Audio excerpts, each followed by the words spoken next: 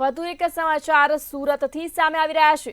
સુરતથી આ સમાચાર સામે આવી રહ્યા છે, જ્યાં સુરત જિલ્લામાં ભારે વરસાદ પગલે મીંઢોળા નદી પ્રભાવિત થઈ। બારડોલીથી પસાર થતી મીંઢોળા નદી ગાંડીતુર બની, ત્યારે તાપી જિલ્લામાંથી પણ પાણી આવતું હતું, ત્યારે નદી ગાંડી બની છે।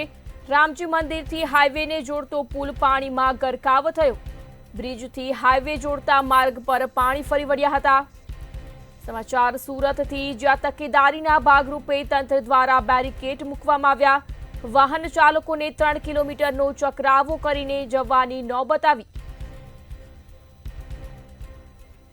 સમાચાર સુરતથી, જ્યાં મીંઢોળા નદી ગાંડીતુર બની છે। બ્રિજથી હાઈવે જોડતા માર્ગ પર પણ પાણી ફરી વળ્યા છે। સુરત જિલ્લામાં ભારે વરસાદને પગલે મીંઢોળા નદી પ્રભાવિત થઈ છે।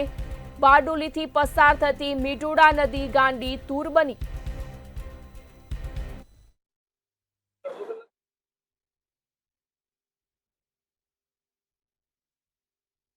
ઉપરવાસમાં જે ધોધમાર વરસાદને કારણે હાલ અત્યારે સુરત જિલ્લો જે છે તે પ્રભાવિત થયો છે।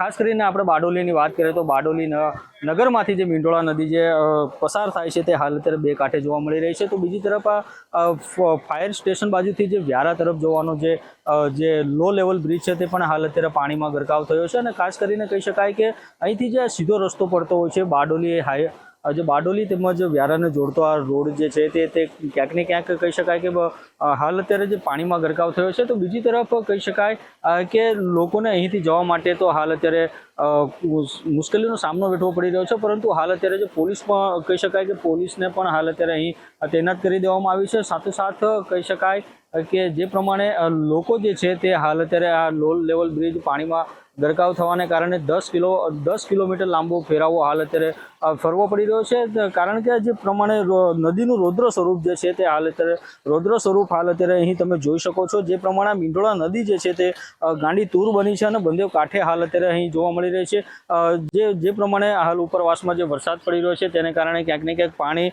જે છે તે વધતું જતું જોવા મળી રહ્યું છે। તેને કારણે હાલ અત્યારે જે અહીં લો લેવલ બ્રિજ છે તે પણ હાલ અત્યારે પાણીમાં ગરકાવ થયો છે। તેને કારણે બંને બાજુથી જે પોલીસ દ્વારા જે છે બેરિકેડો મારીને હાલ અત્યારે રસ્તો બંધ કરી દેવામાં આવ્યો છે। કારણ કે કોઈ પણ વાહનો અહીંથી પસાર ન થાય તેને લઈને સાવચેતીના ભાગે બેરિકેડો મારીને હાલ અત્યારે રસ્તો બંધ કરવામાં આવ્યો છે। તો બીજી તરફ જે પ્રમાણે જે આ નદીનું રૌદ્ર સ્વરૂપ જે છે તે રૌદ્ર સ્વરૂપ તમે જોઈ શકો છો કે બંને કાંઠે હાલ અત્યારે નદી જોવા મળી રહી છે। અને જે પ્રમાણે લોકો જે છે તે લોકોને પણ હાલ અત્યારે જે પોલીસ દ્વારા જે છે તે પોલીસ દ્વારા ત્યાં બહાર જ રોકવામાં આવ્યા છે। ક્યાંક ને ક્યાંક ફાયર વિભાગની ટીમને પણ હાલ અત્યારે અહીં તૈનાત કરવામાં આવી છે।